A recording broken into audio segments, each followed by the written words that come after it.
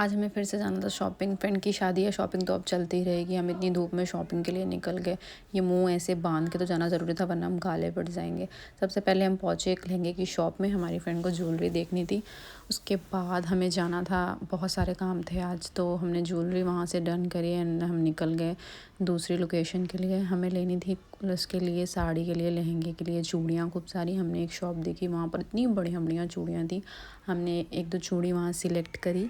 Uncle चूड़ियों के set बना रहे थे और हम बैठे बैठे मुंह बना रहे थे। खैर, एक दो दिन से बस शॉपिंग शॉपिंग शॉपिंग हो रही थी, इसलिए हम बहुत थक गए थे। हमारी हिम्मत नहीं थी कि अंकल से खड़े होकर बात कर लें। हम चुपचाप बैठ गए थे। हमने वहाँ पर ट्राई किया, चूड़ियों का नाप वगैरह सेट किया कि सही है या नहीं। उसके बाद फिर हमें इसकी मासी के घर भी जाना था, उनसे मिलने के लिए, उनसे भी कुछ काम था हमें। फिर ये अपनी चूड़ियाँ देख रही थी और मैं पता नहीं क्यों अपनी चूड़ियाँ देख रही थी। मुझे समझ नहीं आया कि मैं क्यों चूड़ियाँ देख रही थी। फिर अंकल ने बोला लाओ मैं ट्राई करा देता हूँ, वरना बाद में आपको प्रॉब्लम होगी। तो फिर बात सही थी अंकल की, हमने ट्राई किया क्योंकि बाद में कोई प्रॉब्लम ना हो उससे, इसलिए हमने इसको चूड़ियाँ ट्राई कराई। और इसके बाद हमें मासी के घर भी जाना था, वहाँ के लिए भी लेट हो रहा था, तो फिर हम मासी के घर के लिए निकल गए।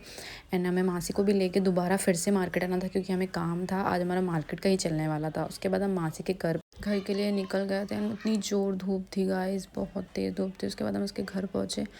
उनके घर पहुंचने के बाद हमसे इतनी हिम्मत नहीं थी कि हम जीने चढ़ पाए। जैसे तैसे हम चढ़ तो गए। उसके बाद हमने मासी से बातें करी।